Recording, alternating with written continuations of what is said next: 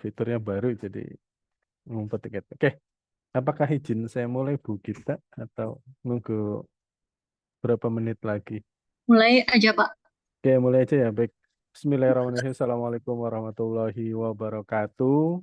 Selamat sore, salam sejahtera untuk kita semua yang saya hormati. Ibu Giftera Dwi Lestari, selaku Ketua Program Studi Teknik Informatika. Dan yang saya hormati Pak Fadil, Ketua Prodi Program Studi Sistem Informasi, dan saya banggakan rekan-rekan mahasiswa semester akhir atau semester 8. Baik, pada sore hari ini adalah ada agenda yang sangat penting bagi rekan-rekan semua terkait dengan eh, pelaksanaan bimbingan di semester 8, bagaimana caranya, lalu kemudian nanti di-share juga jadwalnya, lalu kemudian juga eh, ada beberapa workshop yang teman-teman harus ikuti di bulan ini, ya karena terkaitan dengan riset untuk membantu teman-teman lulus tepat waktu. Nah, diharapkan mohon disimak karena ini juga saya record sebagai bukti bahwa kami di Prodi sudah mensosialisasikan dengan baik. Artinya bila mana ada teman-teman yang kelupaan lihat jadwal, tidak mungkin Prodi tidak menyampaikan, ini adalah bukti bahwa kami sudah memberikan arahan terkait dengan kebijakan-kebijakan yang teman-teman harus patuhi. Apalagi rekan-rekan yang mayoritas KIP yang harus dituntut lulus tepat waktu dan tidak molor atau tidak lanjut ke semester lanjutnya atau sampai dengan DO. Nah, itu tidak diharapkan. Jadi ada beberapa hal yang kami di Prodi yang disampaikan terkait dengan pelaksanaan bimbingan nanti.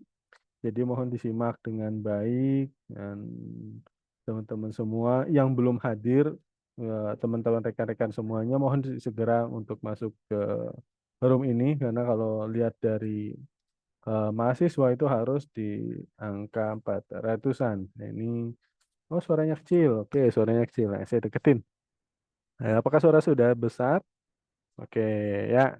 Jadi teman-teman semua mohon disimak, nanti akan dijabarkan oleh Bu Gita dan Pak Fadil, termasuk saya juga, terkait dengan pelaksanaan bimbingan skripsi untuk program studi RPL, program studi sistem informasi, dan teknik informatika. Ada beberapa kebijakan yang ingin kami sampaikan terkait dengan pelaksanaan nanti yang teman-teman harus patuhi dan ikuti. Oke, untuk mempersingkat waktu dan mohon bagi yang tidak paham terkait dengan pelaksanaan nanti, itu silakan chat di chat room atau raise hand atau angkat tangan supaya teman-teman paham terkait dengan pelaksanaan bimbingan skripsi nanti. Baik, untuk mempersingkat waktu, saya persilakan kepada Bu Giftara Dulistari untuk memaparkan materi hari ini. Waktu dan tempat dipersilakan, Bu. Baik, terima kasih Pak Udi atas waktunya. Mohon dicek apakah suara saya bisa terdengar jelas. Terdengar jelas, Ibu?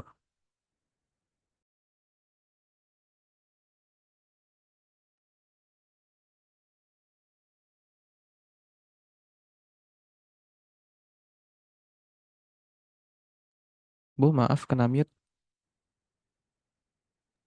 Iya, bentar ya.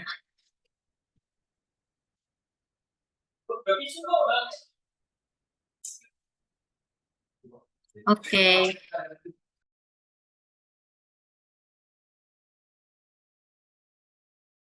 Oke lah.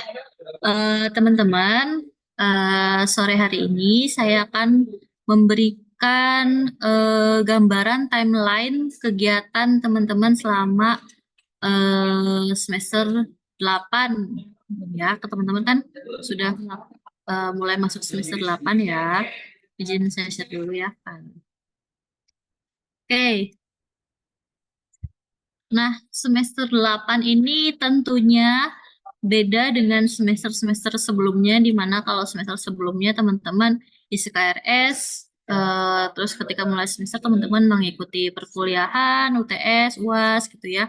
Nah, di semester 8 ini agendanya adalah teman-teman melakukan penelitian. Nah, pertama teman-teman ada agenda pengajuan judul skripsi atau proposal skripsi. Yang mana kegiatan pertama ini sudah termasuk ke kegiatan semester 7 teman-teman di bulan Agustus pada mata kuliah proposal skripsi ya. Betul ya, di mana teman-teman sudah diminta untuk menguploadkan atau mengirimkan proposal skripsi bab 1 sampai bab 3 pada saat UAS. Dan itu teman-teman mendapatkan nilai UAS-nya. Kemudian setelah teman-teman mengumpulkan proposal, teman-teman melakukan perwalian semester 8. Sudah isi KRS semua kan teman-teman? Ada yang belum? Ada yang belum? Sudah, Bu.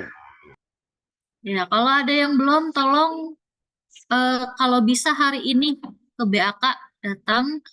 Untuk yang KIP kan tinggal mengisi saja ya. Untuk yang teman-teman yang reguler jika belum melakukan KRS, silahkan diselesaikan dulu administrasinya, keuangannya, kemudian mengisi KRS di BAK. Dan ini adalah agenda wajib ya teman-teman. Udah 7, sekarang 8 semester, masa sih masih ada yang lupa gitu bahwa harus melakukan pengisian KRS, kan nggak lucu ya.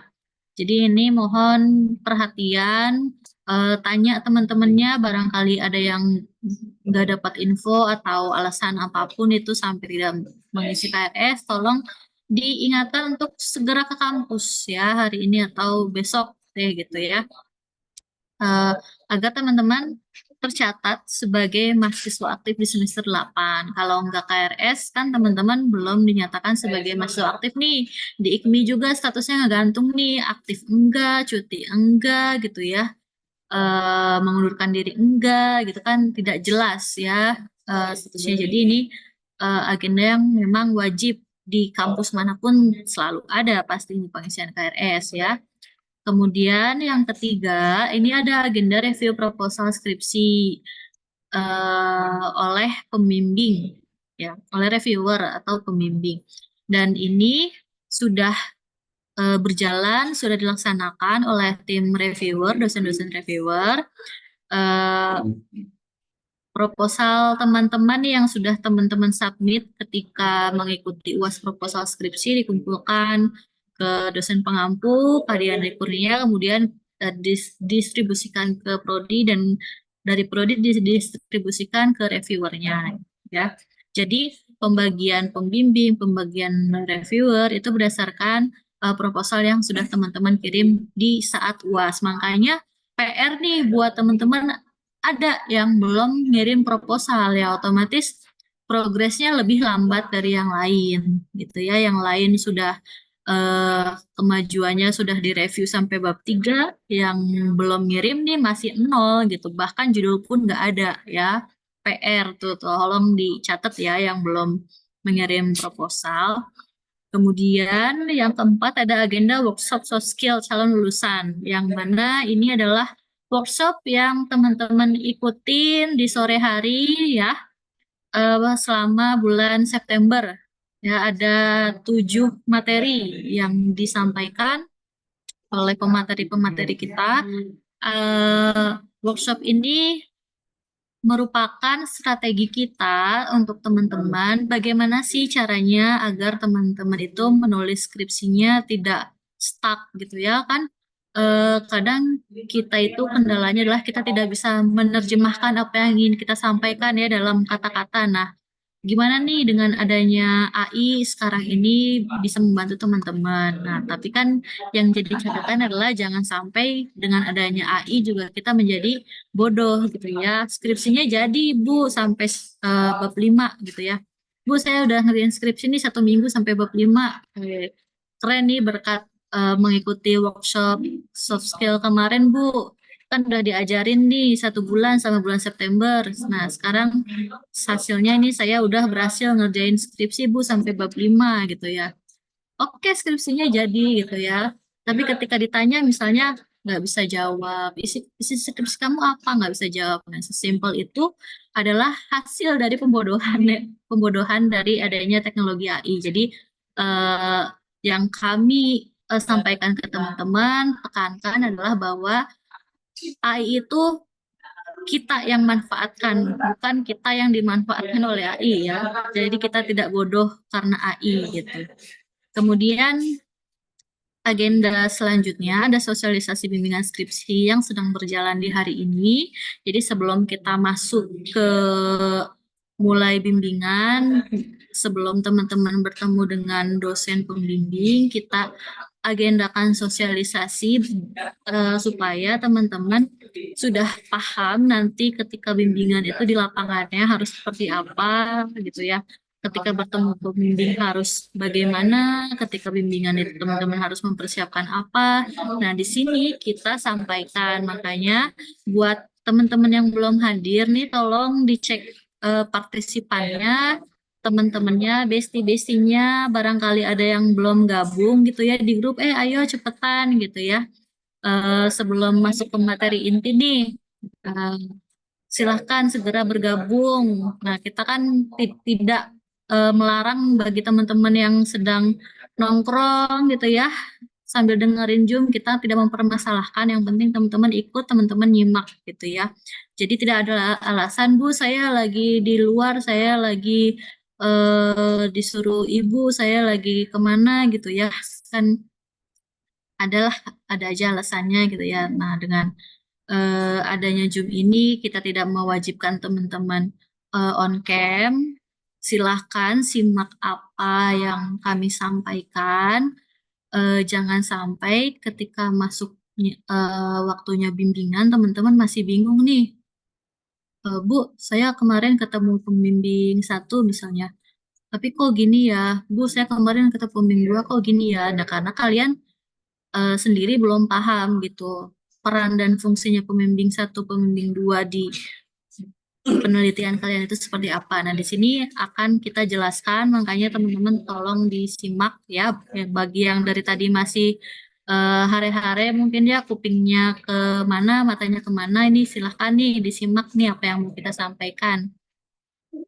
Kemudian next agendanya setelah kita melakukan sosialisasi adalah kita akan memberikan pengumuman pembimbing serta jadwal pembimbingan kepada teman-teman masing-masing. Setelah itu di bulan Oktober kita masuk mulai bimbingan ya. Jadi di bulan Oktober teman-teman sudah mulai bertemu dosen pembimbingnya, mulai melakukan bimbingan. Yang di sini ada agenda bimbingan revisi penulisan bab 1 sampai bab 3. Ya, jadi walaupun teman-teman sudah mengumpulkan proposal bab 1 sampai bab 3, tapi kan tentunya proposal yang teman-teman kirim membutuhkan penyempurnaan, penyesuaian sehingga hasilnya itu baik ya dan juga sesuai dengan kaidah penelitian ya yang ada di lingkup informatika. Nah, makanya di sini walaupun teman-teman sudah mengumpulkan proposal sampai dengan bab 3, kita alokasikan waktu untuk perbaikan revisi penulisan bab 1 sampai bab 3 ya. Jadi di sini selama 2 minggu teman-teman dipersilakan untuk memperbaiki proposalnya bab 1, kemudian selama 2 minggu selanjutnya teman-teman dipersilakan untuk melakukan bimbingan revisi penulisan bab 2 dan bab 3 gitu selama bulan Oktober atau 4 minggu itu teman-teman waktunya digunakan untuk memperbaiki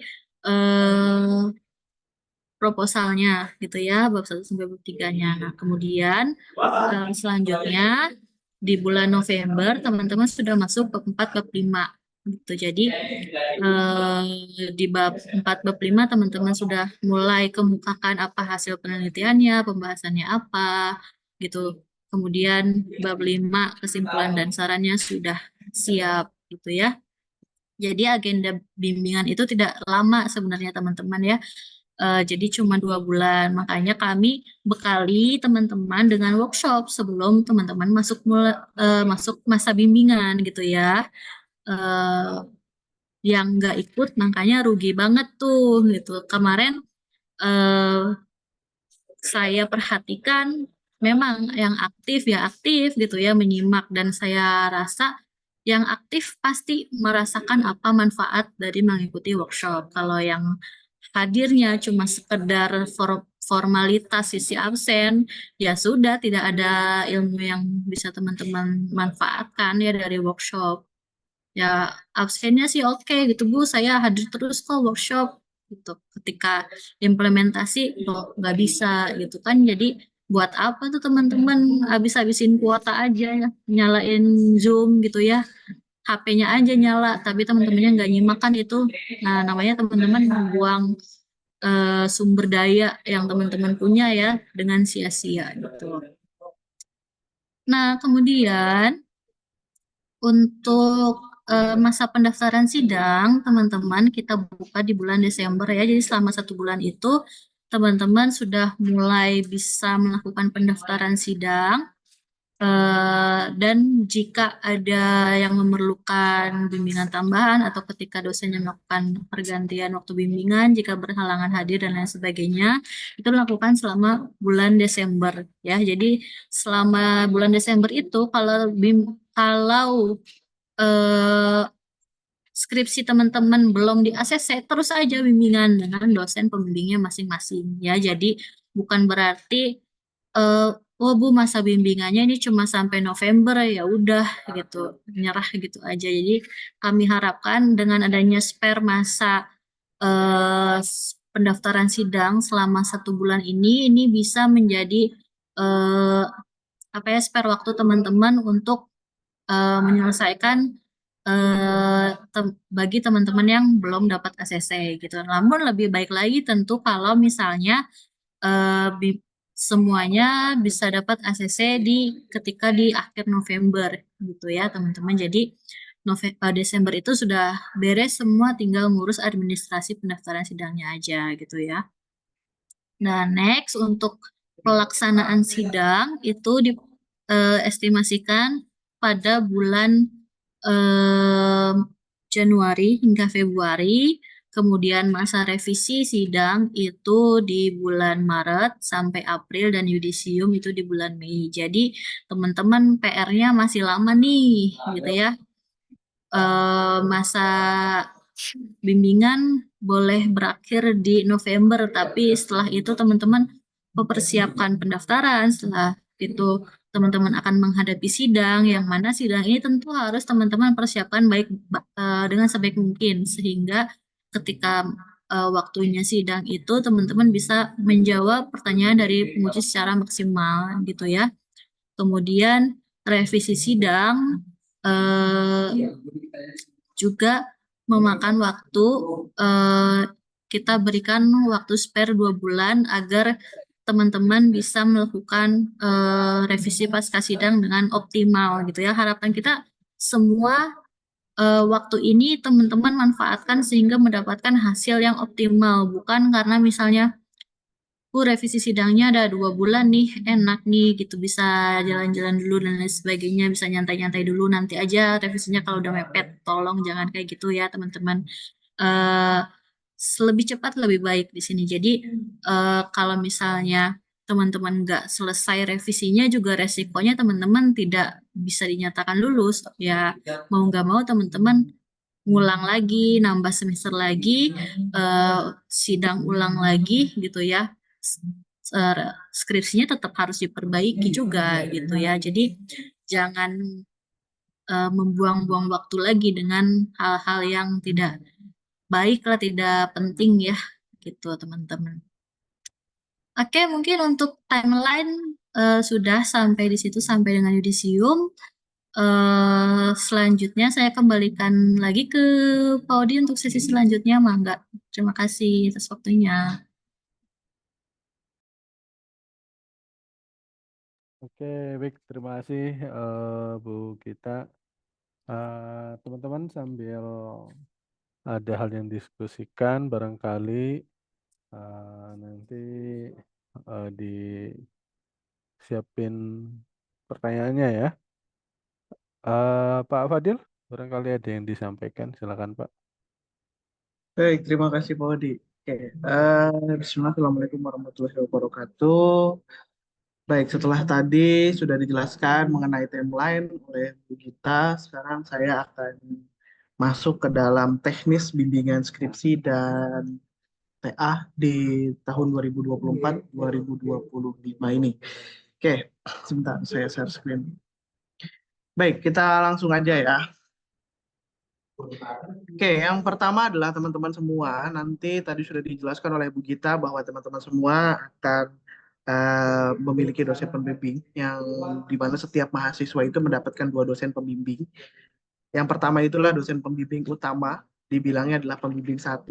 Kemudian dosen pembimbing kedua atau dosen pendamping yang dibilangnya adalah dosen pembimbing 2. Nah, perlu teman-teman ketahui bahwa dosen pembimbing 1 dan dosen pembimbing 2 itu memiliki peran yang berbeda, teman-teman semua. Ya.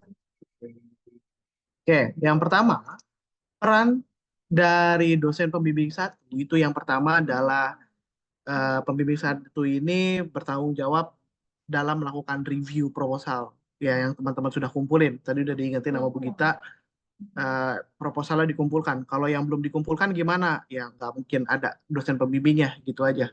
Jadi kumpulin dulu proposalnya, baru bisa nanti diplot dosen pembimbingnya seperti apa. Kemudian dosen pembimbing juga akan melakukan penyetujuan terhadap judul skripsi yang akan dikerjakan oleh teman-teman semua, gitu ya. Kalaupun ada perbaikan nanti hasil reviewnya apa, akan diperbaikinya seperti apa. Nah, yang perlu teman-teman catat adalah bahwa pembimbing utama ini adalah orang yang akan selalu mengawal kalian dari awal masa bimbingan sampai nanti akhir kalian yudisium, gitu ya. Nah, dosen pembimbing 1 juga akan memutuskan bahwa teman-teman nih udah layak belum sih untuk melakukan sidang, gitu ya.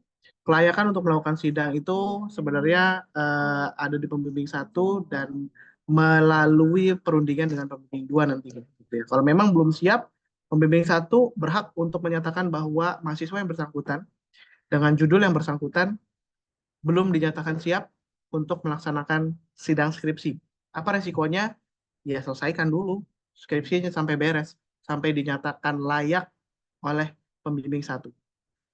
Kemudian pembimbing 1 juga memberikan penilaian, ya, penilaian terhadap kualitas penelitiannya, kualitasnya seperti apa, baik tidaknya apa penelitian yang teman-teman lakukan, kemudian penulisan sesuai template atau tidak, kemudian formatnya sama apa enggak apa yang dengan template-nya. Nah, ini pembimbing 1 ya, peran dari pembimbing 1. Jadi pembimbing 1 cukup vital perannya di sini dalam skripsi kalian, gitu ya. Jadi kalau ada apa-apa, saya sarankan segera hubungi pembimbing 1-nya, kemudian diskusikan apa yang harus didiskusikan.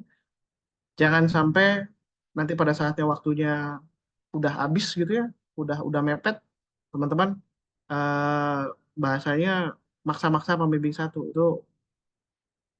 Ya, saya juga sebagai pembimbing malas juga ya kalau ada mahasiswa kayak gitu ya. Dari kemarin kemana-mana aja kamu.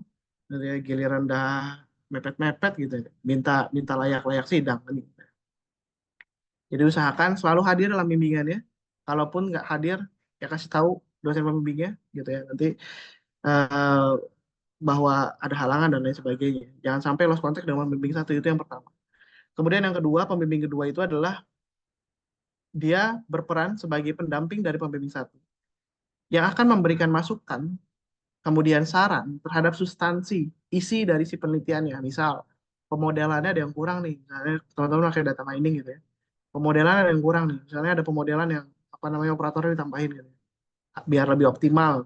Atau misalnya metodenya udah nggak cocok nih sama penelitian yang teman-teman lakukan gitu ya. Nah, nanti akan memberikan saran terhadap mahasiswa bahwa eh, metodenya coba deh pakai metode yang lain gitu, bisa pakai metode B gitu ya misalnya. Nanti akan diuji kelayakannya oke nggak sama pembimbing 1. Balik lagi, progresifnya pembimbing 1 adalah menilai keseluruhan dari skripsi teman-teman gitu ya. Kemudian yang berikutnya adalah merekomendasikan layak sidangnya. Nah, tadi yang saya bilang bahwa merekomendasikan, artinya pembimbing satu memutuskan bahwa si A dengan judul A itu eh, layak apa enggak, itu keputusannya dari pembimbing satu. Tapi keputusan tersebut itu berkaitan dengan rekomendasi dari pembimbing dua. Kalau kata pembimbing duanya bilang jangan dulu, ini skripsinya belum selesai nih anak, proyeknya belum beres. Nah itu bisa menjadi keputusan pembimbing satu bahwa tidak melayak membuat layak seseorang tersebut untuk mengikuti sidang. Kemudian pembimbing juga memiliki hak untuk menilai kualitas penelitian penulisan, gitu. Penelitiannya baik dari pemodelan dan lain sebagainya, kemudian dari proyeknya, gitu ya. Penulisannya seperti apa, sesuai format atau tidak. Nah ini juga menjadi salah satu concern dari pembimbing dua, teman-teman. Jadi bukan berarti saya harus ikutin mana nih Pak kalau pembimbing satu dan pembimbing dua berbeda pendapat gitu. Karena enggak, ya pasti ada aja lah hal kejadian seperti itu. Misalkan pembimbing satu dan pembimbing duanya ini eh, sedikit berbeda pemahaman tentang sebuah metode ataupun tentang sebuah algoritma dan lain sebagainya. Nah, teman-teman, jawaban yang paling realistis adalah teman-teman kembalikan diskusi dengan pembimbing satu. Pembimbing dua merekomendasikan metodenya B, Pak. Gimana kalau kata Bapak? Ya, teman-teman adukan ke pembimbing satu, curhatin ke pembimbing satu, gitu ya.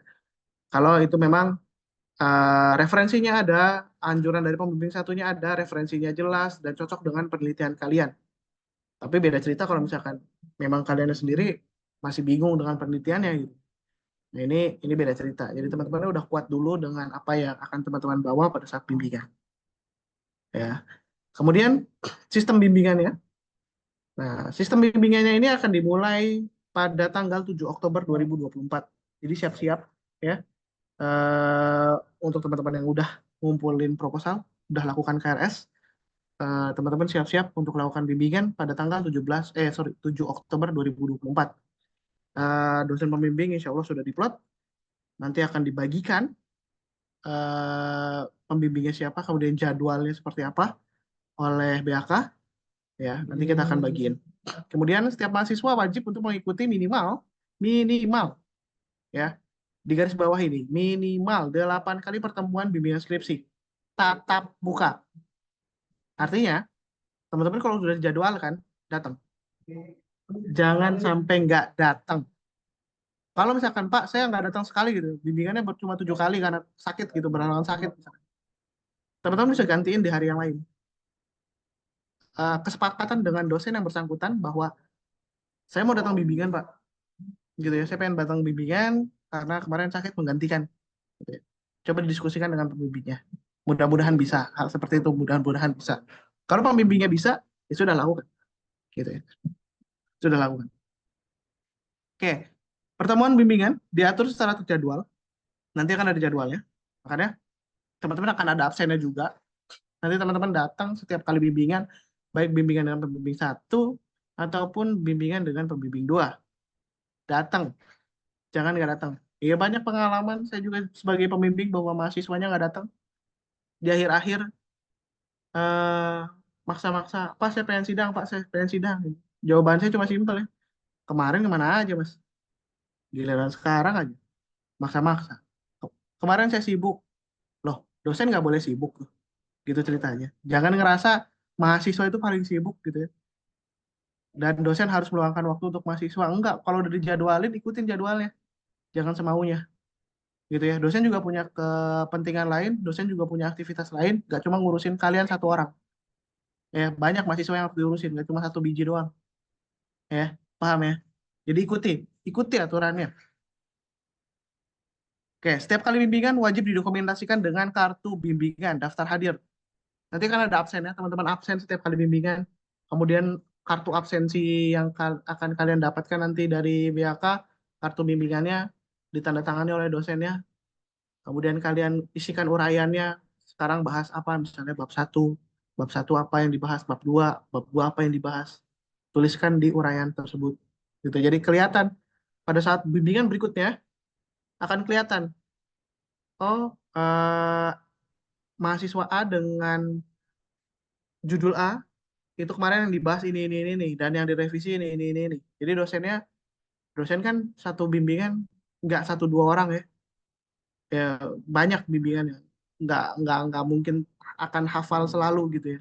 Daripada dibahas dari awal, mending catatan bersambungnya ditaruh di kartu bimbingan. Ya.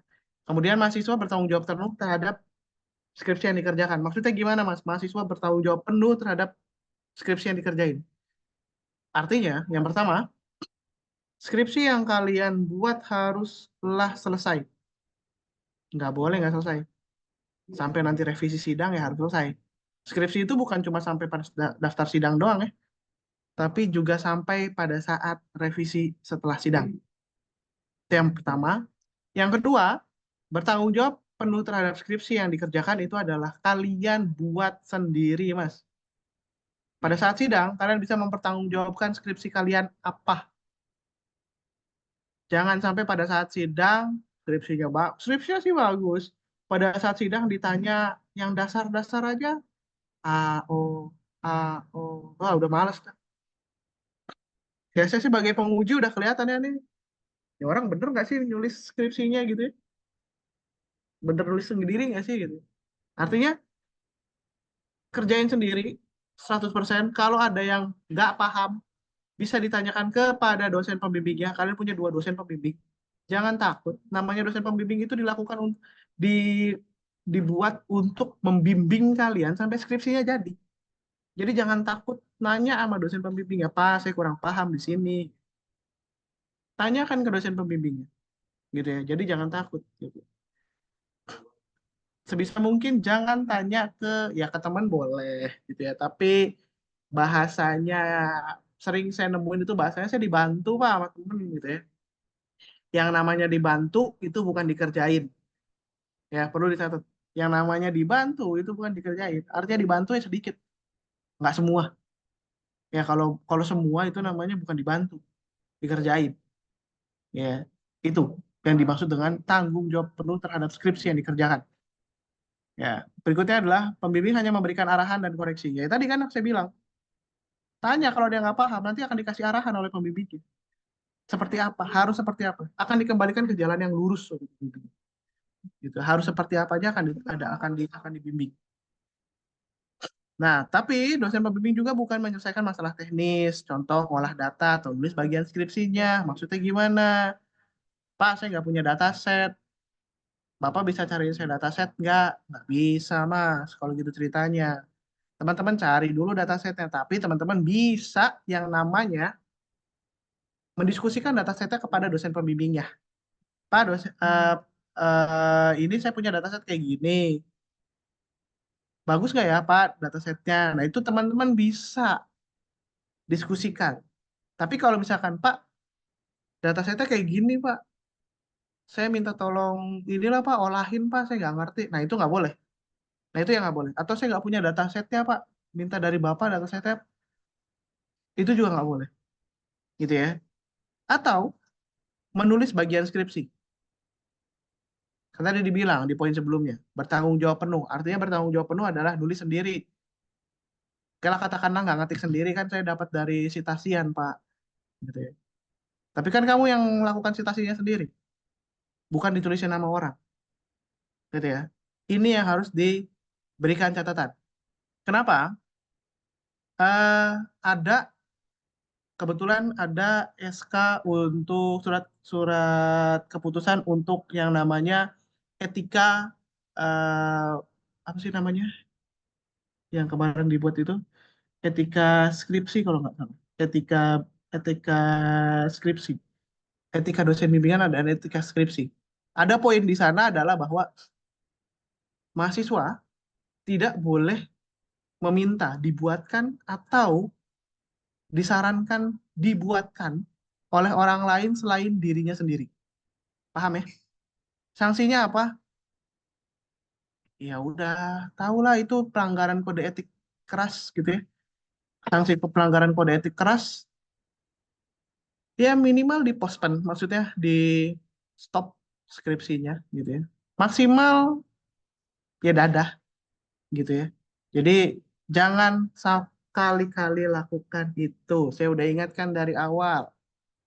Ini adalah pertanggungjawaban kalian kuliah selama 3,5 tahun. Masa sih mau dibuatin sama orang? Ngapain aja 3,5 tahun kalau hasil akhirnya dibuatin sama orang? Kemarin buang-buang tenaga, buang-buang duit buat ke kampus, nggak ada hasilnya. Buat apa? Mending tidur gitu ceritanya. Nggak capek. Ya, jangan. Saya udah ingatin dari awal. Saya sudah peringatkan dari awal. Ada yang kejadian seperti itu? Ya, saya udah ingetin. Itu aja. Oke, etika bimbingan bagi mahasiswa. Nah, etikanya, setelah tadi kita udah bahas peraturan-peraturan dan lain sebagainya, sekarang etikanya pada saat bimbingan sama dosen pembimbing gimana sih? Yang pertama, teman-teman disiplin lah. Kalau udah jadwalnya bimbingan, datang tepat waktu. Ya, datang tepat waktu. Kenapa datang tepat waktu? Teman-teman punya spare waktu yang banyak buat diskusi lebih banyak dengan dosen pembimbingnya. Coba kalau kalian datang telat, gitu ya. Kalau datang telat, udah mepet waktunya, kalian nggak dapet diskusi yang cukup mumpuni waktunya untuk kalian diskusi dengan si dosen pembimbingnya. Ya, kemudian yang kedua, jangan nunda-nunda bimbingan yang tadi dibilang sama Bu Gita. Ah, nanti aja lah akhir-akhir gitu ya. Nanti aja akhir-akhir. Saya banyak nemuin adalah mahasiswa, iya banyak lah, yang ke saya juga seperti itu gitu ya. Saya sibuk Pak kemarin-kemarinnya. Gitu.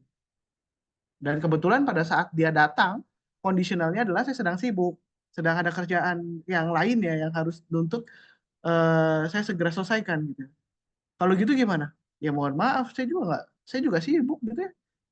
Nggak nggak nggak nggak bisa nggak bisa melayani kalian karena ada kerjaan lain yang harus saya selesaikan atau ternyata dosen yang bersangkutan lagi eh, kirim keluar kota untuk melakukan apa gitu ya. Kalian ini padahal deadline-nya udah pendaftaran sidang cuma 2 hari lagi ya. Siapa yang patut disalahkan kayak gitu ceritanya? Diri sendiri ya. Kenapa kemarin-kemarin sidang pada saat bimbingan gak datang? Jangan, jangan, jangan kayak gitu ya. Ya, jangan kayak gitu. Kemudian mahasiswa wajib menyiapkan bagian skripsi yang dikonsultasikan sebelum bimbingan. Jadi teman-teman siapin dulu tuh draftnya, data penelitiannya, modelnya, pertanyaannya. Jangan datang-datang, Pak, saya mau ngapain ya? Saya bingung, Pak. Lah, kamu aja bingung, apalagi dosen pembimbingnya. Kan dosen pembimbing bukan dukun. Yang tahu kamu keluhannya apa. Datang, Pak, saya tuh ada masalahnya begini, begini, begini. Nah, baru kita bisa jawab. Datang ke dosen pembimbing, Pak, saya bingung, Pak, pengen ngapain. Kamu bingung apalagi saya, gitu ya. Paham ya teman-teman ya? Jangan kayak gitu. Tapi teman-teman udah bikin dulu, kalian diskusikan dengan baik, biar nanti pada saat bimbingan berlangsung, semuanya berjalan lancar dan gampang buat teman-teman semua. Apa yang harus direvisi, direvisi dengan mudah.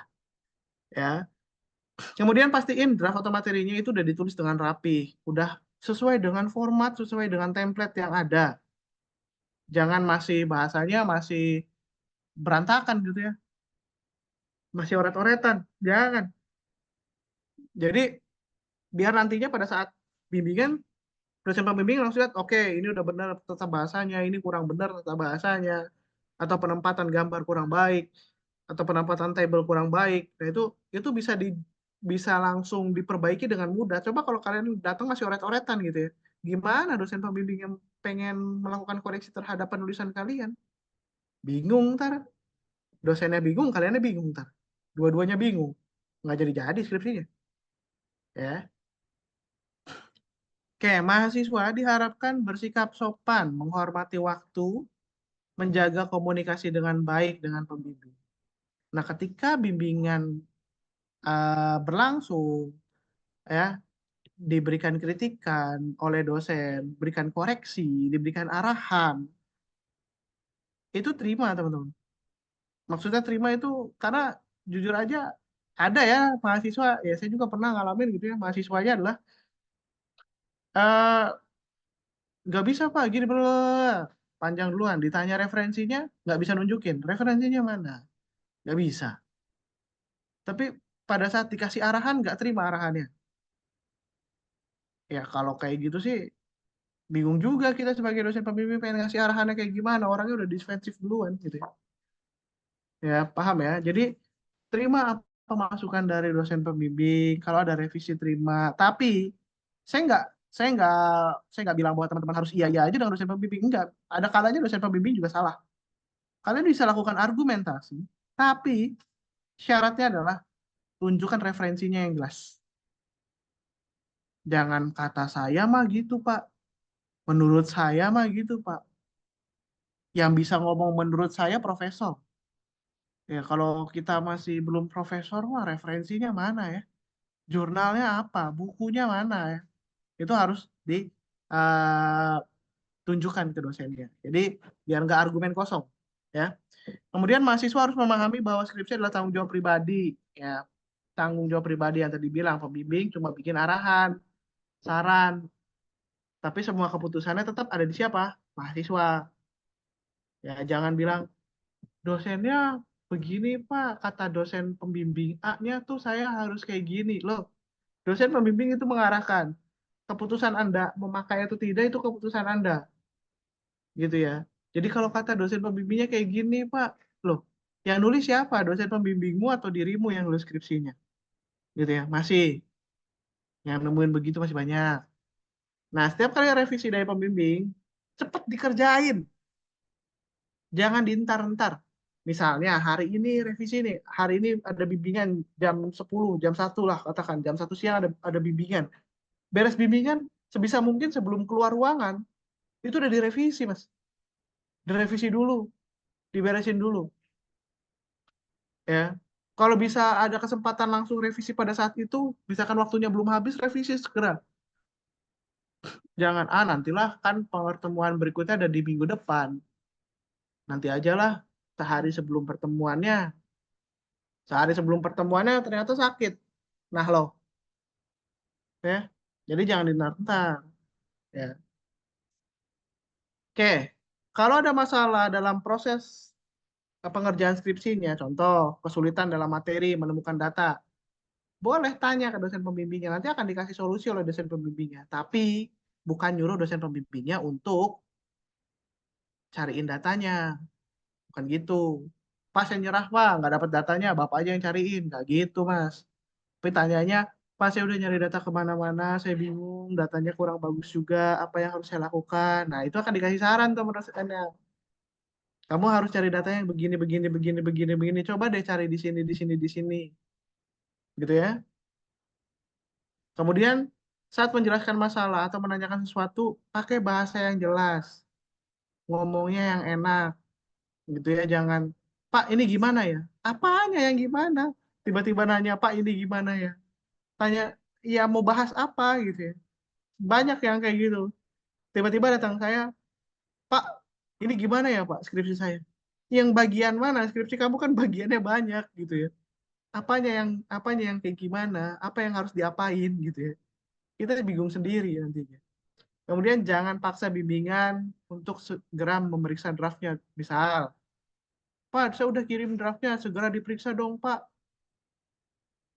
Tadi udah bilang, kalau misalkan dirimu memang datanya telat dan lain sebagainya, ya jangan nyuruh orang cepet juga, kan dirimunya juga telat. Ya, give and take aja, nyadar diri lah, gitu ya. Kalau pengen cepet ya datangnya juga benar bimbingannya. Akan dikasih arahan yang cepet juga kalau gitu ceritanya. Tapi kalau misalkan nanti, nanti pengen cepet, ya mohon maaf lahir batin, Mas, gitu ceritanya, Mas. Ya. Nah, pada saat lakukan revisi, menerima revisi, teman-teman coba baca dulu, pahamin dulu apa yang direvisi, apa arahan dari dosen pembimbingnya. Kerjakan coba sesuai arahannya seperti apa.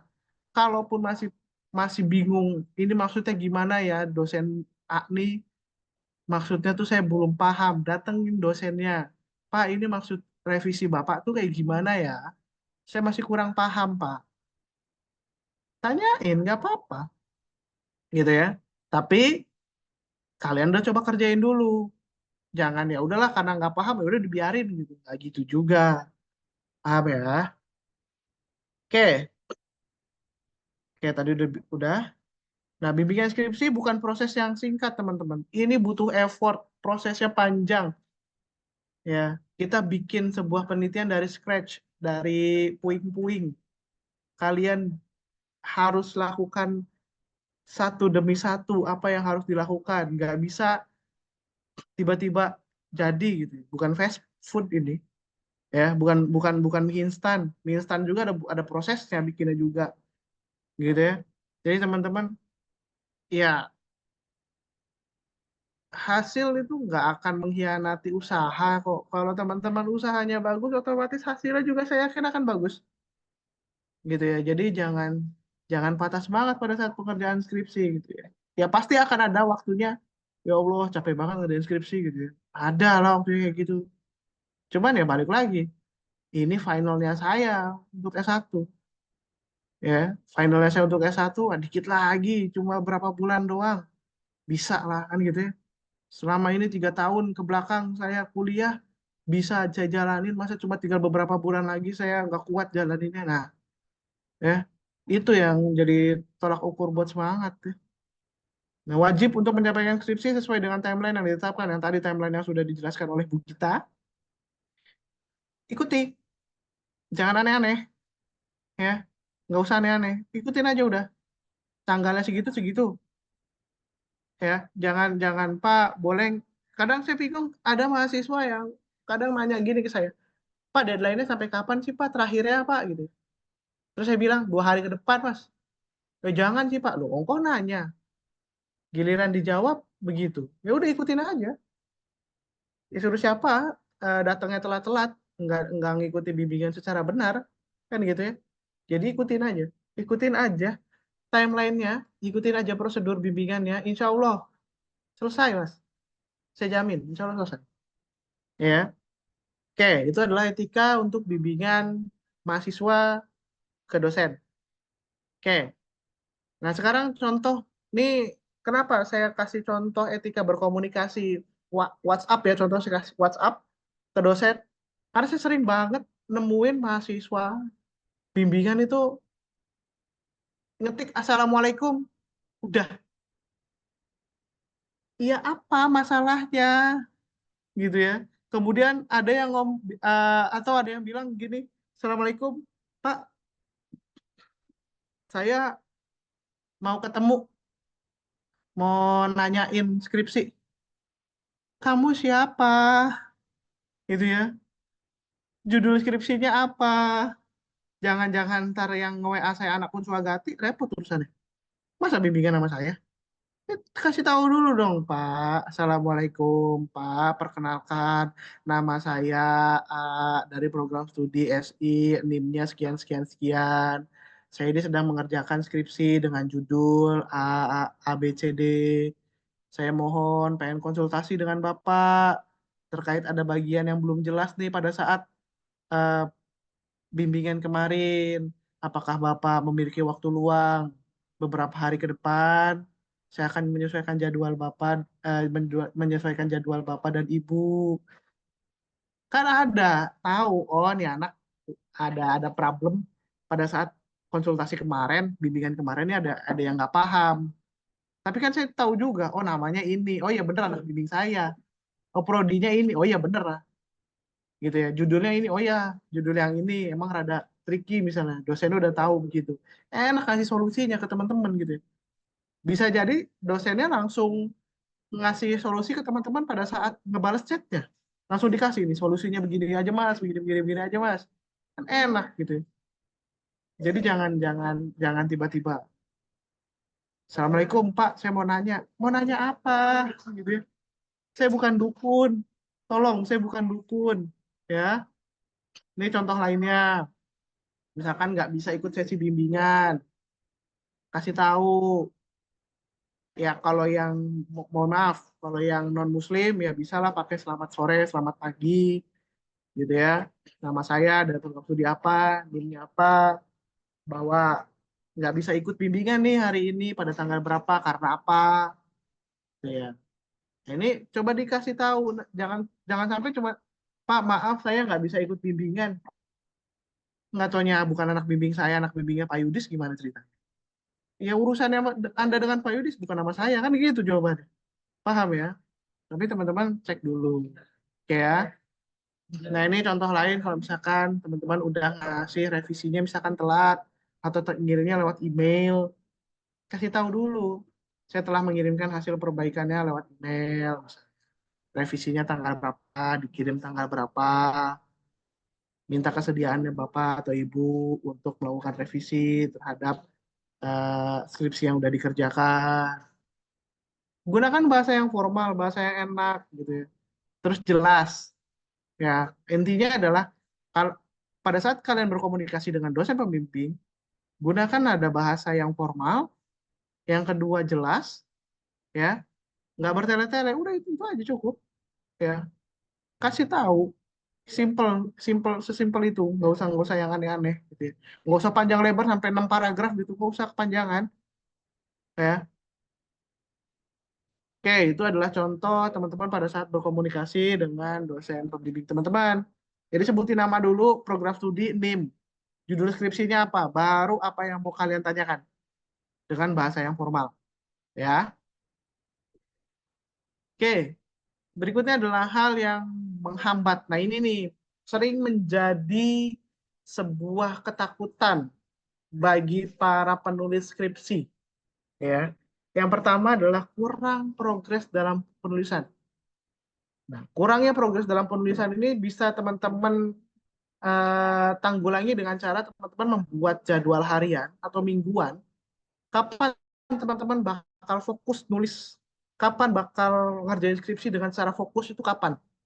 Sebisa mungkin seminggu ya adalah luangin waktu 3 hari lah, 3-4 hari. Ya 1 harinya 2 jam cukup lah. 1 sampai 2 jam cukup kok. Konsentrasi full, kerjakan skripsinya. Misalnya ya kalau misalkan Pak saya kerjanya itu sampai malam atau misalkan saya kerja itu sampai sore, kemudian setelah sampai sore saya harus ada bimbingan malamnya karena udah capek Pak malamnya, jadi saya nggak bisa buka laptop dan lain sebagainya. Ya kan kalian bangun subuh ya, habis subuh bisa sejam mah beres itu kalian udah siap lagi berangkat kerja gitu ya. Setidaknya 1 jam lah 1 hari kalian luangkan waktu ya. Kemarin sudah dikasih triknya oleh saya bagaimana teman-teman promnya juga dikasih sama saya kan, bagaimana cara prom penulisan skripsi menggunakan ChatGPT. Bisa gunakan sejam kayaknya bisa dapat berapa berapa paragraf yang bagus itu sudah diparafrase, bisa lah ya. Kemudian kesulitan dalam menemukan atau mengolah data. Nah, kalau misalkan teman-teman punya kesulitan dapetin data primer, misal data primer itu adalah data yang teman-teman langsung dapatkan secara live, bukan dapat dari sumber-sumber lainnya. Contoh, misalnya kalau data primer itu eh, kuesioner, survei, susah tuh dapetinnya. Ya teman-teman bisa coba gunain data sekunder. Yang data sekunder yang bisa teman-teman lakukan, misal ya dari perusahaan teman-teman tuh, misalnya ada data data karyawan, misalnya data gaji karyawan, data transaksi, itu bisa dipakai. Atau data dari third party, dari open source, Kaggle, misal. Boleh kok, asalkan isunya pas. Isunya dengan yang ingin dibahas, isunya pas. Gitu ya. Yang penting itu. Oke, nah kalau kalian pengen mainannya adalah data mining, machine learning, deep learning, ayo cobalah pelajarin SPSS, Excel, dan Python ya. Saya rasa Python kalian udah dapet lah ya. Dari semester 1 teman-teman udah dapet tuh mainan Python gitu ya. Nah, saya sarankan adalah teman-teman jangan copy paste codingan. Banyak kok di Kaggle copy paste codingannya, bisa betul. Banyak kok di website-website codingannya gitu. Betul. Jangan tapi perlu diingat teman-teman semua, setiap data memiliki penanganan yang berbeda. Nggak boleh sama. Nggak bisa sama. Penanganan setiap data itu nggak akan sama dengan data yang lain. Akan ada parameter, setidaknya ada satu parameter yang akan berbeda. Nggak mungkin sama. Jadi nggak bisa kalian copy paste. Ya, kebanyakan kejadian codingannya copy paste, kemudian pakai data yang kalian miliki. Hasilnya apa? Gagal. hasilnya gagal, bukan error, tapi hasil penelitiannya itu gagal, ya, yang tak overfit, underfit, gitu ya, apapun itu. Kemudian kurangnya komunikasi dengan pembimbing. Nah, biar teman-teman lebih efektif, teman-teman coba siapin deh draftnya, poin-poinnya apa aja yang mau didiskusiin sama dosen pembimbingnya. Jadi nanti pada saat bimbingan, pembimbing enak ngasih saran ya, gitu ya, jadi lebih mudah. Nah, berikutnya adalah kesulitan untuk memahami masukan dari pembimbing. Nah, tadi udah bilang ya, jangan ragu untuk tanyain, maksud Bapak apa sih Pak ini Pak? Saya kurang paham. Tapi pada saat dijelaskan, kalian dengarkan secara seksama, kalian pahami. Jangan, Pak saya kurang paham, giliran dijelasin, main HP. Giliran dijelasin, ngerjain yang lain. Gitu ya. Ya nggak akan paham kalau gitu ceritanya. Coba dengarkan dengan baik, apa yang dimaksud dengan oleh si pembimbingnya apa. Ya. Kemudian kurang menguasai materi penelitian. Nah, ini sering sekali terjadi bahwa mahasiswa pada saat skripsi nggak paham dengan apa yang mau dibahas. Ini bahaya. Ini bahaya, teman-teman. Pak, saya tuh sebenarnya nggak ngerti data mining, Pak. Saya biasa bikin aplikasi. Ya kenapa nggak skripsinya bikin aplikasi aja udah? Kenapa harus maksain data mining? Gitu ya. Jadi jangan jangan memaksakan diri sendiri untuk melakukan yang kalian kurang pahami. Kalau misalkan kurang paham, jurnal banyak, buku banyak, tutorial YouTube ada. Cari referensinya, gitu ya. Jangan apa namanya? Jangan ragu untuk cari referensi dan cari pengetahuan. Saya rasa kalian paket data pada banyak-banyak ya. Jangan pakai TikTokan mulu gitu ya. Nonton FYP yang mulu ya. Carilah referensi-referensi yang bagus. Jurnal-jurnal internasional bagus-bagus gitu ya. Dibaca gitu ya. YouTube tutorial pemodelan rapid miner, coding Python banyak. Cari bisa ya. Kemudian, nah ini yang paling sering terjadi ke mahasiswa, stres. Ditumpuk, ditumpuk, ditumpuk, revisiannya ditumpuk, nanti. Pas deadline, ketuprukan. Ya, kelabakan. Stres aja ujung-ujungnya. Ya, jangan. Jadi, life, work, eh, campus balance, please. Ya, jadi balance ya teman-teman. Jangan sampai teman-teman terlalu terbebani dengan skripsinya. Enggak kok, nggak susah skripsi, tenang aja. Nggak susah skripsi, dianggap santai aja skripsi. Cuman santai juga jangan karena, oh kata Mas Fadil santai, nggak dikerjain. Nggak gitu. Maksudnya ngerjainnya santai, bukan santai nggak dikerjain. Ya, kalian terbebani, kalian tertekan, itu gara-garanya simple, Mas. Gara-garanya terlalu banyak pikiran. Ya, kenapa terlalu banyak pikiran? Nggak dikerjain, coba dikerjain, aman. Nggak akan banyak pikiran, tenang aja. Kemudian, biasanya revisinya berulang, itu lagi revisinya gitu ya. Nggak maju-maju. Ya, coba revisinya itu satu revisian dibereskan lebih dulu, satu revisian dibereskan lebih dahulu, lanjut ke revisian berikutnya, gitu ya. Jangan ngacak-ngacak. Pernah saya dapat mahasiswa lucu ya, pasti udah sampai bab 5, ntar dulu bab 2 aja belum diperiksa, tiba-tiba pengen loncat ke bab 5. Fokus dulu ke bab yang lagi dibahas, gitu ya. Jangan tiba-tiba loncat, ya. Nah, berikutnya adalah nama mahasiswa yang belum mengumpulkan proposal skripsi. Ya, dari TI ada 3 mahasiswa, Arbi, Aziz, Syahrul Fuadi. Jangan salahin kalau Pak, saya belum ada dosen pembimbingnya. Suruh siapa belum ngumpulin proposal. Terus ST, SI ini harusnya Riko Saputra ya. Salah. Iya, Riko Saputra juga sama nih, Mas Riko nih. Saya sentil nih Mas Riko nih. Terus dari RPL Mas Adriansa tuh Pak Odi, sentil tuh Mas Odi. Mas Adriansa. Aduh. Ini Riko belum kalau nggak salah udah nggak sih Riko kemarin ke Padian? Belum ya? Nih segera ya. Kalau misalkan Pak saya belum dapat pembimbing, ya kumpulin dulu revisi apa proposal skripsinya baru bisa dapat pembimbing gitu ya. Jadi jangan salahin kalau nanti tiba-tiba nggak dapat jadwal bimbingan karena belum mengumpulkan proposal skripsi ya. Jadi kalau nggak salah Riko Saputra nih udah expire nih. Kalau kamu nggak ngumpulin proposal skripsi, ini ya udahlah ya. Nanti kalau kamu ada orangnya datang ke saya ya. Oke lanjut pengumuman. Nah bagi mahasiswa yang IPK-nya belum mencapai 3,25, wajib menemui kaprodinya minggu-minggu ini. Wajib, berarti kalau minggu ini sampai hari Sabtu ya, ditekankan sampai hari Sabtu. Jangan sampai nanti, Pak, saya nggak bisa daftar sidang. IPK-nya belum 3,25. Suruh siapa kemarin nggak nempuin kaprodi ya? Ya, datengin kaprodinya. Kalau kalian IPK-nya kurang dari 3,25. Ya, ya tahu kan kaprodinya bentuknya kayak apa? Tahu lah. Masa nggak tahu terlaluan udah 3 tahun kuliah gitu ya. Berikutnya mahasiswa yang belum mengumpulkan proposal, temuin juga prodinya. Tatap muka.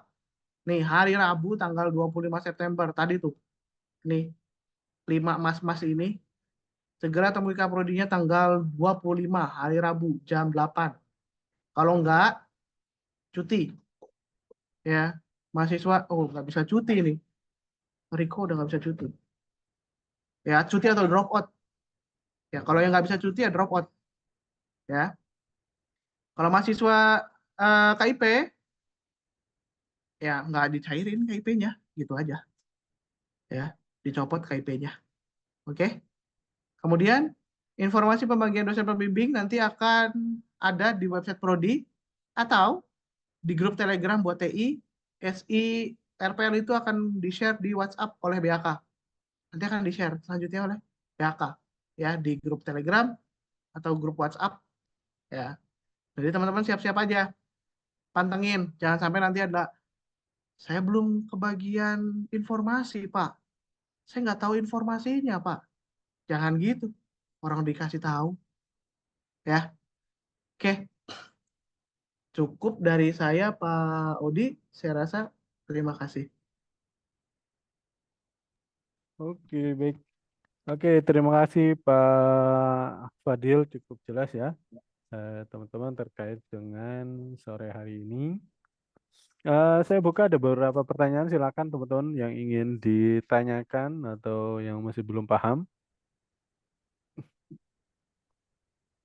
Oke, sambil nunggu beberapa pertanyaan, hari ini ada 230 yang hadir, termasuk dengan tim dan Prodi. Oke.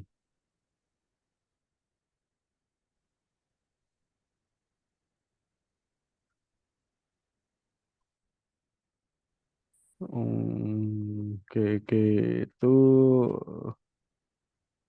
TI, ada pertanyaan. Bagus. betul begitu. Oke, langsung dijawab. Iya, TI kenapa gak move ke WhatsApp? WhatsApp sekarang kapasitasnya berapa sih? Saya belum update lagi nih, update. Iya banyak, berapa ya? Ya karena kan kalau nggak salah saya dapat informasi itu, WhatsApp itu kan maksimal 200 gitu. Jadi kalau satu angkatan TI itu nggak bisa gitu ya di WhatsApp. Makanya khusus yang TI karena mahasiswanya lebih dari 200, 300, 300-an gitu ya. Nah, makanya dibuatnya di grup Telegram gitu. Nah, TI di grup apa tuh? Di grup apa, Rizal? Oh, ada grup WhatsApp-nya. Oh, nanti khusus yang sudah KRS semester 8 kita coba buatkan grup WhatsApp-nya ya. Buat yang udah KRS aja. Karena kalau nggak KRS kan berarti nggak aktif ya. Nanti saya coba buat grup WhatsApp-nya karena saya juga memang jarang melihat Telegram gitu ya. Oke, nanti kita coba buat ya teman-teman, kita fasilitasi WhatsApp-nya ya. Terus apa lagi Bodi? Oke, untuk Mbak Siti Aisyah ya, yang saya jawab nih. Nah, untuk Mbak Siti Aisyah sudah melakukan perbaikan, ujian perbaikan, namun belum mengeluar IPK terbarunya. Oke, untuk Mbak Siti Aisyah itu silakan ikutin aja dulu sampai dengan IPK terbarunya keluar. Nanti juga akan menyusul sampai dengan ini keluar. Sambil nunggu eh, keluar atau belumnya, silakan ikut kumpul aja dulu. Ngambil ada arahan yang lain. Hasil review kapan diumumin Bu kita? Eh, Kalau Prodi TI, teman-teman bisa cek website. Di situ kita udah umumin nama-nama mahasiswa dan pembimbingnya. Cuma untuk hasil review belum kita masukkan ya teman-teman. Jadi eh, dari reviewer itu para dosen reviewer memberikan rekomendasi judul untuk teman-teman. Nah, itu sedang kita inputkan bertahap ya teman-teman. Jadi dicek aja secara berkala update-nya, hasil reviewnya seperti apa. Misalnya nih teman-teman tadinya memasukkan judul A gitu ya. Setelah direview ternyata ada perbaikan, ada yang mengalami perbaikan sedikit, misalnya ada yang tetap berjalan dengan judul yang diajukan, ada yang misalnya diarahkan untuk mengganti eh, baik dari misalnya sisi penulisan judulnya ataupun dari sisi keseluruhan judulnya gitu ya, karena memang tidak sesuai dengan kaidah penelitian itu bisa jadi. Nah, hasil reviewnya kita akan inputkan bertahap ya teman-teman. Jadi kalau pembimbing teman-teman sudah bisa cek untuk yang TI. Nah, yang SIRPL diinfokannya melalui grup WhatsApp ya, kalau dia setelah kita sosialisasi. Iya, oke. Gitu ya. Cukup, oke lanjut lagi. Pak izin untuk judul penelitian apakah bisa dirubah harus sesuai dengan proposal yang dikumpulkan Pak Dian? Oke, baik. Pada intinya adalah kuliah yang diajarkan Pak Dian satu kesatuan yang sama antara materi yang diajarkan Pak Dian sampai dengan akhir itu adalah riset yang teman-teman buat. Nah, ketika riset itu di awal jauh-jauh hari akan memudahkan teman-teman memiliki waktu untuk berpikir dan menyusun dengan baik. Pada intinya bisa dirubah sesuai dengan alasan yang jelas, misalkan mau upgrade atau merubah pola-pola algoritma dan seterusnya, itu dengan alasan yang jelas. Nanti akan dikonsultasikan kepada pembimbing masing-masing apakah bisa diterima atau tidak. Yang terpenting ketika ingin dirubah, berarti teman-teman harus lebih giat lagi menyusun dari awal sampai dengan progres sampai saat ini. Jadi ketika berubah itu ada alasan yang jelas dan konkret, tidak apa namanya, tidak semata-mata harus langsung dirubah. Seperti itu kira-kira atas nama Rianza. Oke, itu. Lalu kemudian paling absen tadi oke. Ada lagi nih Bu kita. Kalau pendaftaran sidang sudah ditutup, tetapi skripsi belum di ACC, bagaimana Bu? Nah ini juga tadi etika yang disampaikan oleh Pak Fadil. Saya jawab aja ya. Jadi teman-teman, analogi saya adalah ketika memulai bimbingan itu, teman-teman sudah start di bab 3. Kenapa? Karena mata kuliah Padian itu sudah menyusun dari bab 1 sampai dengan bab 3. Sudah jauh-jauh hari gitu kan. Ketika bimbingan sudah teman-teman menyusun di bab 4. Bab 4 8 minggu itu sudah sangat banyak. Ditambah apa namanya? pelatihan-pelatihan di bulan September. Artinya, kalau misalkan belum ACC, ya otomatis ada punishment yang diambil. Pertama mungkin perpanjang semester, atau mungkin KIP dicabut, terus kemudian mungkin reguler itu adalah biasanya perpanjang semester. Tambahan dari Bu Gita barangkali terkait dengan yang belum ACC, saran saya adalah teman-teman juga mematuhi jadwal yang sudah ditetapkan supaya bisa ACC tepat waktu. Dan kalau memang eh, penentuan ACC atau tidak itu ada di dosen pembimbing 1 dan pembimbing 2. Jangan memaksakan ketika saya progresnya belum baik, hari ini harus ACC karena pendaftaran terakhir Pak. Ya tidak bisa. Kami di Prodi juga, di dosen-dosen juga menghargai waktu. Jadi teman-teman dikebut 1 hari semalam, teman-teman tuh manusia biasa, bukan orang luar biasa, bukan juga keturunan dari Baladewa dan seterusnya yang membangun candi 1 hari jadi, itu tidak. Sama skripsi juga dibangun 1 hari jadi juga tidak mungkin, gitu kan. Jadi bangunlah riset teman-teman itu yang baik jauh-jauh hari. Nah, kita akan mempersiapkan dengan baik. Ya, Bu Gita, kira-kira gitu. Ya. Ada tambahan Bu Gita? Oke, kita lanjut dulu. Oke, lanjut. Assalamualaikum, punten Pak Bu. Mau tanya terkait kegiatan Susotek, kegiatan tanggal 10 sampai 20 Oktober. Kalau ada kegiatan jadwal pada tanggal tersebut, insya Allah ketika teman-teman bentrok dengan kegiatan bimbingan, nanti kita akan keluarkan surat untuk pemindahan jadwal di bimbingan skripsi. Kalau misalkan jadwalnya bentrok. Seperti itu kira-kira. Oke, lanjut. Izin Pak, untuk record workshop ini akan diupload di YouTube nggak? Ya, nanti saya akan share di YouTube. Paling saya share besok insya Allah. Kalau misalkan hari ini downloadnya selesai, besok langsung saya upload. Kira-kira nanti saya akan share oleh BAK untuk membantu share linknya. Lanjut. Permisi Pak Bu terkait, ini harusnya nggak usah dibacain ya, harusnya tanya jawab aja langsung.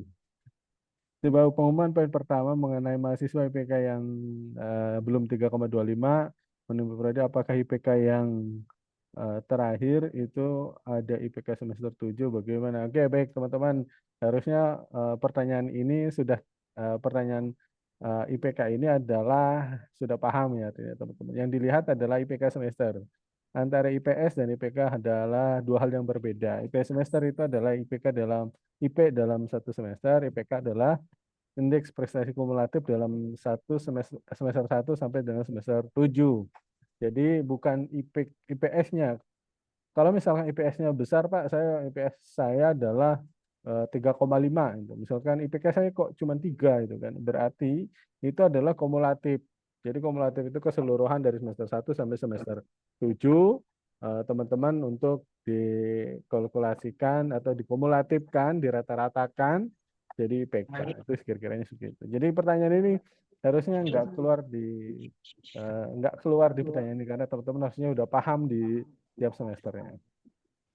Oke, lanjut. Punten Pak Bu untuk absensi. Oke. Absensi nggak ada nama RPL, jadi nanti bisa nyusul mungkin hadir. Nah, untuk yang belum dapat info dosen pembimbing, gimana Bu? Wah, ini untuk silakan konsultasi ke prodinya masing-masing. Yang Sudah TI, ada. TI bukan. Kapan bimbingan. Nah, ini harusnya sudah saya jelaskan tadi oleh Bu Gita bahwa bimbingan itu nanti akan dimulai 7 Oktober ya Bu Gita ya.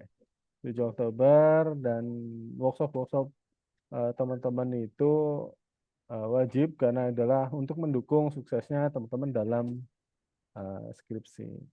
Kalau ada perihal terkait dengan kesulitan dan hal apapun, mohon komunikasi dijaga teman-teman.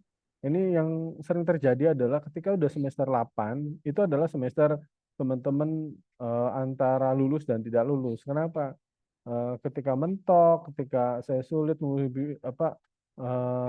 menemui pembimbing dan ada masalah-masalah teknis ya, ini masalah-masalah teknis terkait dengan hal yang apapun, mohon komunikasinya dijaga dengan prodi supaya kami di prodi mudah untuk men-tracer teman-teman apakah teman-teman sudah sampai bab 4, bab 5 atau seterusnya atau sudah selesai. Jangan sampai ketika ada masalah terkait dengan Pak, mungkin dosennya sulit untuk dihubungi atau jadwal dosennya apa namanya mungkin kelas sore nih, biasanya kelas sore. Mungkin jadwal kelas sore, jadwal bimbingannya tidak tepat dengan jadwal kerja saya. Ini untuk kelas sore ya, disclaimer ini untuk kelas sore.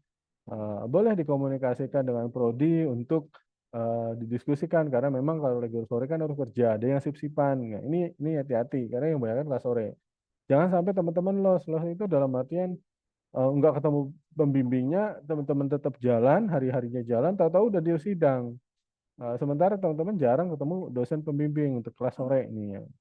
Nah, itu mohon komunikasikan dengan prodi supaya prodi memberikan arahan ketemu gitu antara kelas sore dengan pembimbingnya itu. Biasanya kejadian yang sepele ini akan merugikan teman-teman. Harusnya lulus tepat waktu, teman-teman sepanjang semester dan berbayar. Nah, itu yang tidak diinginkan karena di kami di prodi yang mengharapkan semua tepat waktu. Teman-teman jangan sampai apa namanya membayar lagi untuk yang kelas sore. Ya syukur-syukur teman-teman kalau misalkan niatnya mau Pak saya nggak apa-apa semesternya lanjut itu kan karena memang banyak duit ya terserah itu kan bebas ya.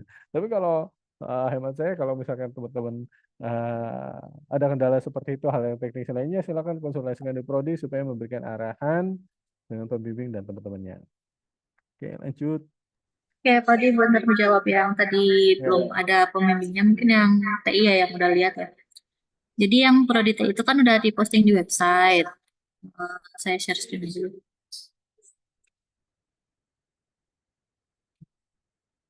Nah, ini sudah kita posting di website ya teman-teman.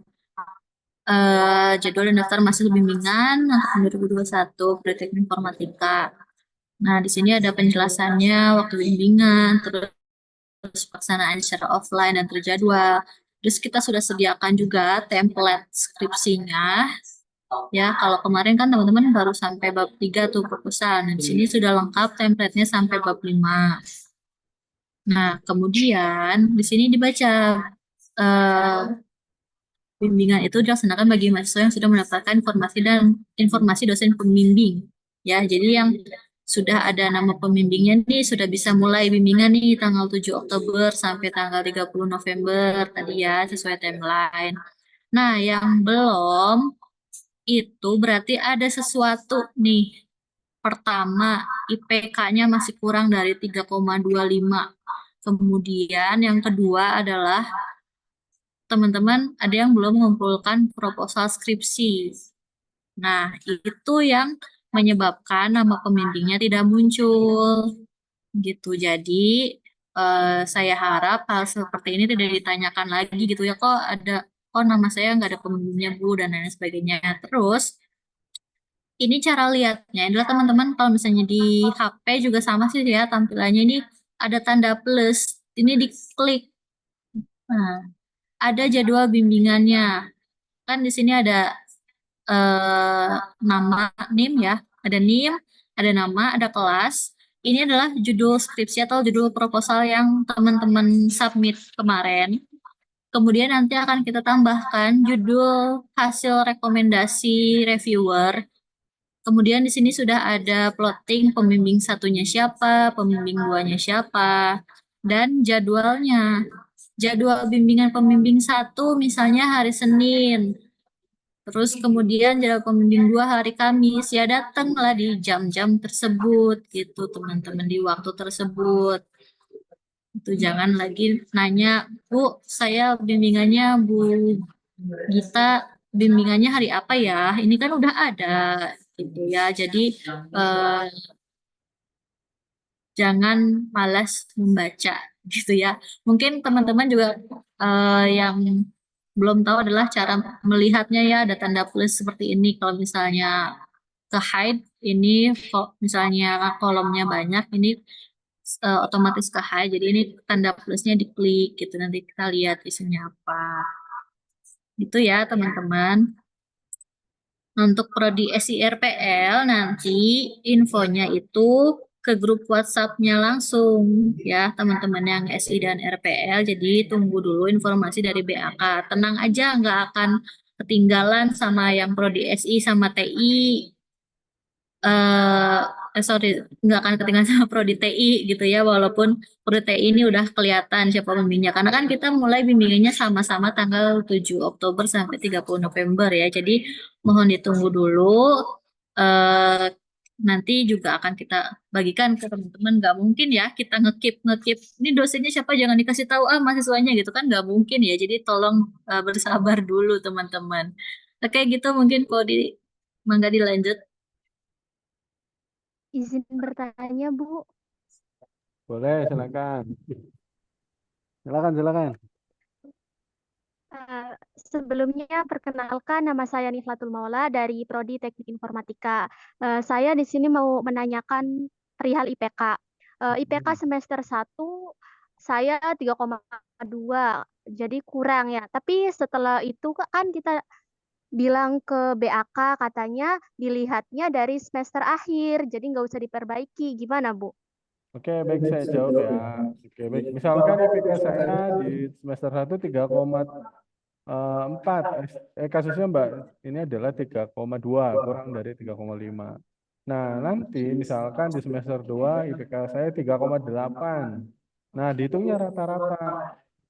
Nah, yang terakhir itu akan menghitung rata-rata. Jadi, lihatnya adalah bukan per semesternya, tapi semester akhir yang dilihat. Jadi, kalau misalkan IPK semester 7, IPK-nya di semester 7 ya, kalau D3 kan semester 5 yang dilihatnya. Berarti teman-teman lihatnya IPK semester 7. Jadi mungkin IPK saya di semester 1 kecil, nggak lolos. Ya selama tidak ada nilai E, B, nggak ada nilai D, E, F, itu tinggal nunggu nilai semester lanjutnya baik. Tapi kalau misalnya Pak, bagaimana kalau misalkan IPK saya di akhir semester 7 itu IPK-nya 3,3, tetapi ada nilai saya yang nggak lulus misalkan D, tetap itu harus perbaikan. Artinya tidak diperkenankan ikut di dalam bimbingan skripsi seperti itu. Tapi kalau misalkan IPK saya mata kuliah saya lulus semua, tetapi semester 1 nggak lulus, nggak memenuhi syarat 3,20. Tetapi ketika sudah semester 7, IPK saya menjadi 3,3. Bisa nggak? Ya bisa. Itu karena mungkin semester selanjutnya lebih besar. Gitu. Jadi tidak diperkenankan. Yang dilihat adalah IPK terakhirnya, Mbak. Seperti itu ya. Ada Baik, lagi, Pak. Mbak? Terima kasih. Oke, baik. Mungkin Sekali lagi, Pak. Sekali. ada lagi ya, silakan. Nah, kan apa ya? Kalau di semester 2 sampai semester 6 itu alhamdulillah IPK-nya di atas 3,25 semua. Jadi di semester 1 IPK-nya 3,2 tapi tidak ada nilai yang D, cuma satu yang C. Hmm. Tapi kata BAK-nya nggak perlu perbaikan, tapi aman kan, Pak? Aman, aman. Alhamdulillah C itu lolos. Hanya saja C itu yang perlu diperbaikan itu bagi rekan-rekan yang IPK-nya sangat apa pas-pasan. Misalkan IPK saya 3,24 gitu kan. 3,24 tapi nilainya saya nggak ada yang di bawah C gitu kan. Tapi rata-rata nilainya BC, ya sama aja itu nggak menaikkan IPK. Nah itu nanti dari Prodi disarankan untuk melakukan ujian perbaikan. Yang diperbaikin adalah nilai yang C. Kenapa nilainya saya lolos semua? Misalkan IPK-nya nggak ada yang di bawah nilai C, tetapi IPK saya kok cuma 3,24 ya karena nilai mata kuliahnya kecil-kecil, B, C, nggak ada nilai A, ya sulit untuk mengangkat sampai dengan 3,25. Nah, dari Prodi akan memerintahkan mahasiswa untuk melakukan ujian perbaikan, yaitu dengan memperbaiki nilai C. Kira-kira seperti itu, Mbak. Siapa tadi? Nah, itu kira-kira Mbak, nah, jawaban saya. Oke, lanjut ya. Oke. Untuk izin bertanya untuk seminar Siswatek itu apakah sama dengan LSP itu dua hal yang berbeda. Jadi seminar itu adalah upgrade pengetahuan teman-teman yang harus diikuti. Nah ini diperhatikan Nah, ini terkaitan dengan artikel ya. Mungkin jadwal workshop saya hari Sabtu itu mungkin saya undur ke hari Jumat ya, karena saya ada kegiatan. Jadi saya nanti hari Jumat akan mengisi workshop itu terkait dengan artikel jurnal ya. Jadi itu adalah hal yang terpenting. Jadi teman-teman hadir di hari Jumat, nanti pengumuman resminya disampaikan oleh Sekretaris Prodi. Nah, untuk ukuran riset itu penelitian semuanya A4, bukan F4 ya. Kalau F4 itu folio. Jadi teman-teman harap diperhatikan. Izin bertanya Pak, terkaitan bimbingan full offline. Untuk komunikasi bisa dilakukan WhatsApp, tapi tadi yang disampaikan Pak Fadil, komunikasinya dijaga, jangan sampai say hello ke dosen itu teman-teman cuman Assalamualaikum Pak. Ya, jangan. Ini terjadi. Kenapa saya bilang begini? Karena saya jujur di prodi itu di dosen-dosen nggak ada yang nge-save mahasiswa. Kecuali memang ada beberapa satu atau kosma misalnya ini hanya perwakilan saja. Kenapa satu angkatan itu 400 lebih? Kalau misalkan 3 angkatan ya sudah jeblok HP saya nantinya itu kan gara-gara nge-save nomor handphone. Jadi mohon ucapan salam, assalamualaikum, selamat siang, terus kemudian sebutin nama dan keperluannya, langsung aja to the point. Supaya apa? Oh ya ini mahasiswa IKMI. Jangan sampai assalamualaikum Pak, saya bertanya-tanya ini mahasiswa IKMI atau Pak RT saya ya yang jawab. Ini kan saya juga gitu ya. Kira-kira. Nah satu lagi. Perhatikan jadwal komunikasi dengan dosen. Artinya dosen juga perlu istirahat. Kalau misalkan teman-teman sedang asik diskusi via WhatsApp dengan dosen, tapi ketika sudah jam malam, mohon jangan dijapri. Besok aja, insya Allah dibalas gitu kan. Nah, gitu ya. Dan jangan spam, nggak boleh spam karena kita juga membalas satu persatu ke mahasiswa, bukan teman-teman aja yang harus dijapri, yang lain juga. Kalau misalnya Pak, bagaimana dosennya nggak dibalas-balas, boleh di follow up di hari esoknya, atau misalkan teman-teman hari ini WhatsApp nggak di follow up sama dosen, besoknya boleh follow up satu. Jangan setiap jam WhatsApp terus ya, nanti tambah tertumpuk nggak dijawab. Kira-kira seperti itu. Lalu lanjut. Nah, udah. Hmm.